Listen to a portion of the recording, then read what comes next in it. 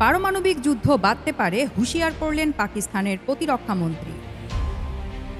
পাকিস্তানের প্রতিরক্ষামন্ত্রী খাজা আসিফ সতর্ক করে বলেছেন, ভারতের সঙ্গে ক্রমবর্ধমান উত্তেজনা এই অঞ্চলকে পারমাণবিক সংঘাতের দিকে বিপজ্জনকভাবে ঠেলে দিতে পারে, কারণ ইসলামাবাদ সীমান্ত হামলার পরিপ্রেক্ষিতে বিচলিত।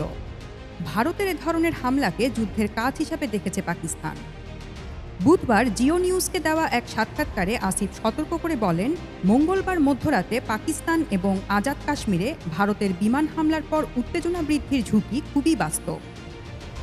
পাকিস্তানের প্রতিরক্ষামন্ত্রী আরও বলেন, এই অঞ্চল পূর্বে পারমাণবিক হুমকির মুখোমুখি হয়েছে এবং আমরা আরেকটি কৌশলগত সংঘাতের দিকে এগিয়ে যেতে পারি। ভারতে বর্তমানে একটি বড় অভ্যন্তরীণ সংকটের মধ্য দিয়ে যাচ্ছে। তাদের আগ্রাসন পুরো অঞ্চলের শান্তি ও নিরাপত্তাকে বিপন্ন করেছে।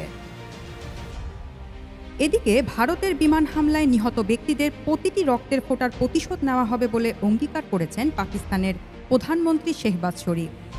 এছাড়া তিনি বেসামরিক নাগরিকদের ওপর আক্রমণ করার কারণে শত্রুকে কাপুরুষ বলে আখ্যায়িত করেছেন। বুধবার জাতির উদ্দেশ্যে দেওয়া ভাষণে তিনি এই অঙ্গীকার করেন। এক প্রতিবেদনে এই তথ্য জানিয়েছেন ডন।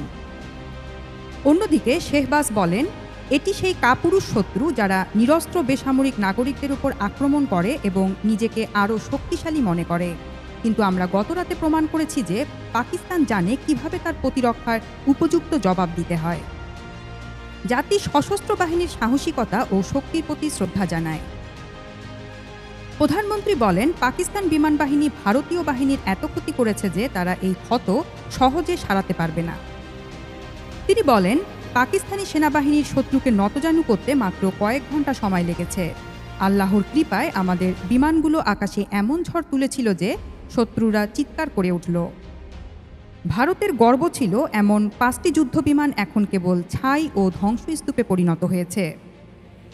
ভারতের কাপুরুষোচিত আক্রমণে 26 জন নিরীহ বেসামরিক নাগরিক নিহত এবং 46 জন আহত হয়েছে। আমরা মাত্র 7 বছর বয়সী এক শিশু ইরতাজা আব্বাসের জানাজা আদায় করেছি। ভারতকে তাদের বিমান হামলার পরিণাম ভোগ করতে হবে হুঁশিয়ার করে প্রধানমন্ত্রী শেহবাজ বলেন, হয়তো তারা ভাবছিল আমরা পিছু হাঁটব, কিন্তু তারা ভুলে গেছে যে এটা এমন এক জাতি যা তাদের দেশের জন্য লড়াই করতে জানে।